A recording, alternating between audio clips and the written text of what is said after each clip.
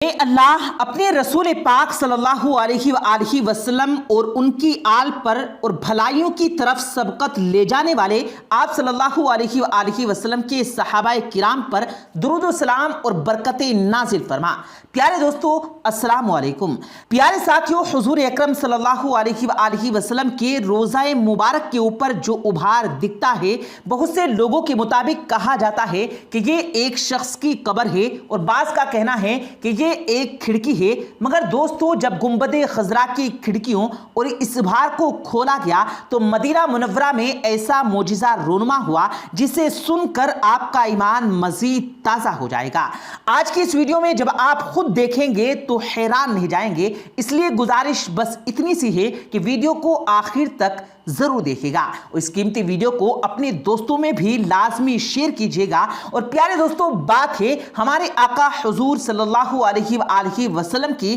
تو آگے بڑھنے سے پہلے درود پاک پڑھ کر کومنٹ باکس میں ڈن لکھ دیں اور ویڈیو کو لائک کر دیں اور کنفرم کر لیں کہ آپ نے ہمارا چینل سبسکرائب کر رکھا ہے، اور اگر نہیں کیا تو ابھی سبسکرائب کرتے ہوئے ساتھ میں لگے بیل آئیکن پر ضرور کلک کر دیں تاکہ ہماری مزید اپلوڈ ہونے والی ویڈیوز کا نوٹیفیکیشن بر وقت آپ تک پہنچتا رہے۔ تو آئیے دوستو، آغاز کرتے ہیں آج کی اس خوبصورت ویڈیو کا۔ پیارے دوستو، بہت سے لوگوں کے مطابق گنبد خضرا کے اوپر نظر آنے والے ابھار کو نہ صرف ایک قبر سمجھا جاتا ہے بلکہ اس کو جواز بناتے ہوئے گنبد خضرا کو شہید کر دینے کا مشورہ بھی دیا جاتا ہے۔ اس کے اوپر ایک بندے کی قبر ہے، جبکہ قبر زمین پر ہونی چاہیے۔ استغفر اللہ۔ پیارے دوستو، جب یہ باتیں سامنے آئی تو یقین جانیے اس پر یقین نہیں آتا کہ ایسا بھی ہو سکتا ہے، لیکن چونکہ اس کے متعلق کچھ علم نہ تھا تو ہمارے ایک دوست نے اس پر تحقیق کی، اور وہ بتاتے ہیں کہ انہوں نے سوچا کہ میں اس کی ضرور تحقیق کروں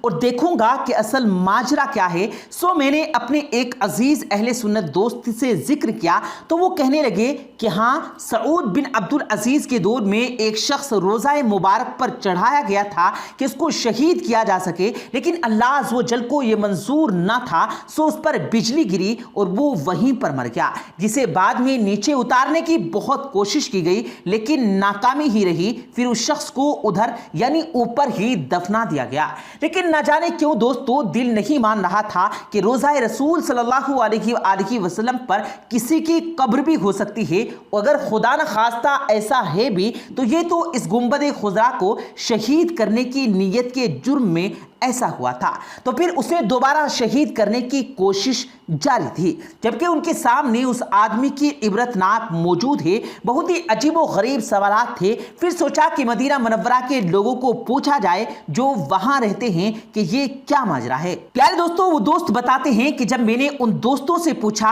اور میری بات ایک دوست سے مسجد نبوی شریف انتظامیہ کے اہلکاروں سے بھی کروائی گئی، لیکن کوئی نتیجہ نہ نکلا کہ یہ کیا ہے، کسی کو بھی نہیں پتا،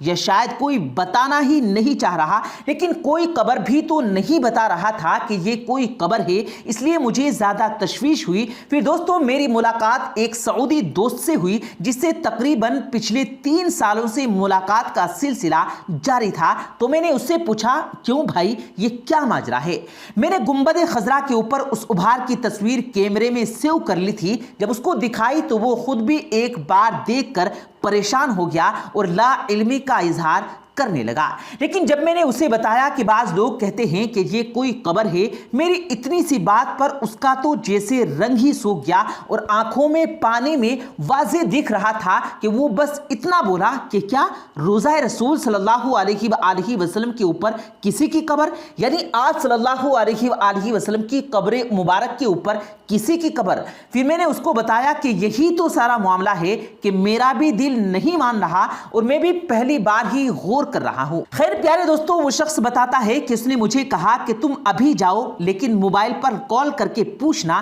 میں ادھر ادھر سے دریافت کر کے رکھوں گا۔ پھر ایک دن اچانک میرے ذہن میں خیال آیا کہ یہ واقعہ سعود بن عبد العزیز کے دور کا ہے، یعنی لگ بھگ 90 قبل پرانا، تو ضرور اس کا ذکر تاریخ نجد و حجاز از مفتی غلام فرید ہزاروی صاحب نے اپنی کتاب میں کیا ہوگا، کیونکہ ان کی تاریخ نجد و حجاز اس حوالے سے انتہائی بہترین کتاب ہے، جس میں چھوٹی سے چھوٹی چیز کو بھی مکمل حوالہ جات کے ساتھ نقل کیا گیا ہے۔ سو میں نے فوراً تاریخ نجد و حجاز کا رخ کیا، جہاں مجھے اس کتاب کے باب نمبر 4 صفحہ نمبر 3 پر یہ واقعہ مل گیا، جس کی عبارت یوں ہے کہ جو آدمی قبہ شریف یعنی گنبد خضرا کو شہید کرنے کی نیت سے اوپر چڑھے، ان میں سے 2 آدمی نیچے گر کر ہلاک ہو گئے۔ اور اس تاریخی کتاب سے ایک بات تو واضح ہو گئی کہ نمبر 1 اوپر چڑھنے والے آدمی 1 سے زیادہ تھے، اور نمبر 2 اوپر نہیں بلکہ نیچے گر کر ہلاک ہوئے، ان پر کوئی بجلی نہیں گری تھی۔ نمبر 3 اس واقعے میں 2 آدمی ہلاک ہوئے، یعنی اگر اوپر والی قبر ہوتی تو پھر 2 ہوتی، 1 نہیں۔ لہذا حاصل کلام یہ نکلا کہ روزہ مبارک پر قبر والی بات بھی خارجوں کی طرف سے ہی برائی گئی ہے، جو سنتے سنتے کہاں کہاں تک جا نکلے، ورنہ اس میں کوئی حقیقت نہیں۔ لیکن دوستو یہ تو تھا سوال ایک حصے کی قبر ہے یا نہیں، لیکن ثابت ہوا کہ وہاں کوئی قبر نہیں، تو پھر دوسرا حصہ اس سوال کا باقی ہے کہ وہاں ہے کیا پھر، جس کا جواب بالکل بھی نہیں مل رہا تھا۔ حتیٰ کہ اس مدنی دوست کو بھی کال کی تقریباً 1 مہینے بعد، لیکن اس کا کہنا تھا کہ واقعہ بہت طویل ہے اور ایک لمبی ریسرچ کی ضرورت ہے۔ میں سمجھ گیا کہ یا تو وہ اس بات کو ظاہر ہی نہیں کرنا چاہتے، یا پھر واقعہ ہی بہت قدیم چیز ہے جس کے لیے بہت ریسرچ درکار ہو۔ لیکن اسی اسنا میں اللہ سبحانہ و تعالیٰ کی مدد حاصل ہوئی اور ایک حدیث شریف نظروں سے گزری جو کچھ اس طرح سے تھی۔ روایت ہے کہ مدینہ کے لوگ سخت قحط میں مبتلا تھے، تو انہوں نے حضرت عائشہ صدیقہ رضی اللہ تعالیٰ عنہا سے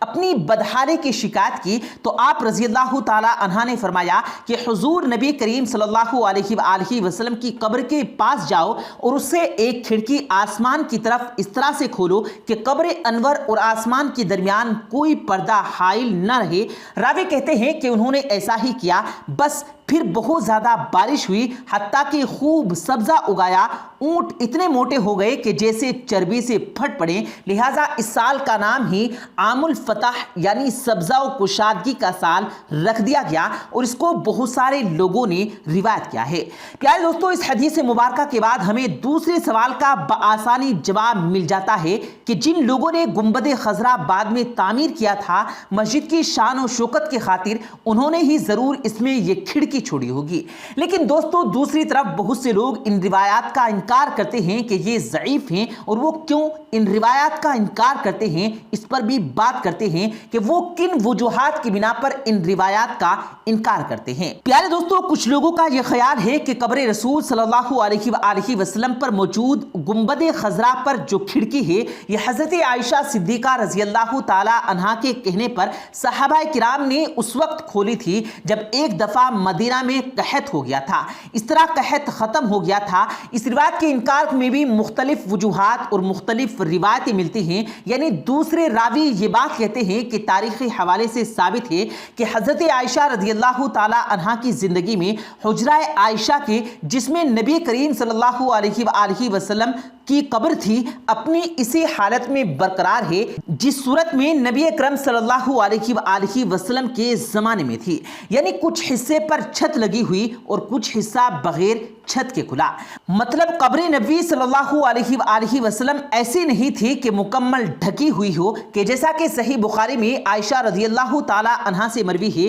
کہ آپ صلی اللہ علیہ وآلہ وسلم جب عصر کی نماز پڑھتے اس وقت حجرے میں دھوپ رہی ہوتی تھی، اور یہ ثابت نہیں کہ آپ کے بعد حضرت عائشہ صدیقہ رضی اللہ تعالی عنہا کی زندگی میں کوئی ایسی تبدیلی کی گئی ہو جس کی وجہ سے قبر مبارک ڈھک گئی ہو۔ لہٰذا اس میں سوراخ بنانے کا سوال ہی بے معنی ہے۔ حجرہ عائشہ رضی اللہ تعالی عنہا کو ولید بن عبد الملک نے اپنے عہد میں مسجد میں شامل کیا۔ جب انہوں نے مسجد نبوی صلی اللہ علیہ وآلہ وسلم کی توسیع کی تو پھر ولید ہی نے حجرہ عائشہ یا قبر نبوی صلی اللہ علیہ وآلہ وسلم کے ارد گرد اونچی دیوار کھڑی کر کے ڈھک دی اور پورا رکھا، تاکہ صفائی وغیرہ کے لیے اندر اترا جا سکے۔ پیارے دوستو، آپ اس حوالے سے کیا کہتے ہیں؟ کامنٹ باکس میں اپنی رائے کا اظہار ضرور دیجیے گا، اور ایک بار پھر درود پاک پڑھ کر ویڈیو کو لائک کر دیجیے گا اور اپنے دوستوں میں شیئر ضرور کر لیجیے گا۔ پیارے دوستو، امید کرتے ہیں آپ کو آج کی ہماری یہ ویڈیو ضرور پسند آئی ہوگی۔ اگر آپ کو یہ ویڈیو پسند آیا ہو تو اس ویڈیو کو دل سے لائک کریں اور زیادہ سے زیادہ لوگوں تک اس ویڈیو کو ثواب کی نیت سے شیئر کریں، اور اس ویڈیو کے بارے میں آپ کی کیا رائے ہے کمنٹ سیکشن میں اپنی رائے کا اظہار ضرور دیں، اور مزید اسی طرح کی روز کی ویڈیو پانے کے لیے ہمارے چینل کو ضرور سبسکرائب کریں۔ ملتے ہیں پھر ایک نئی ویڈیو کے ساتھ، تب تک کے لیے اللہ حافظ۔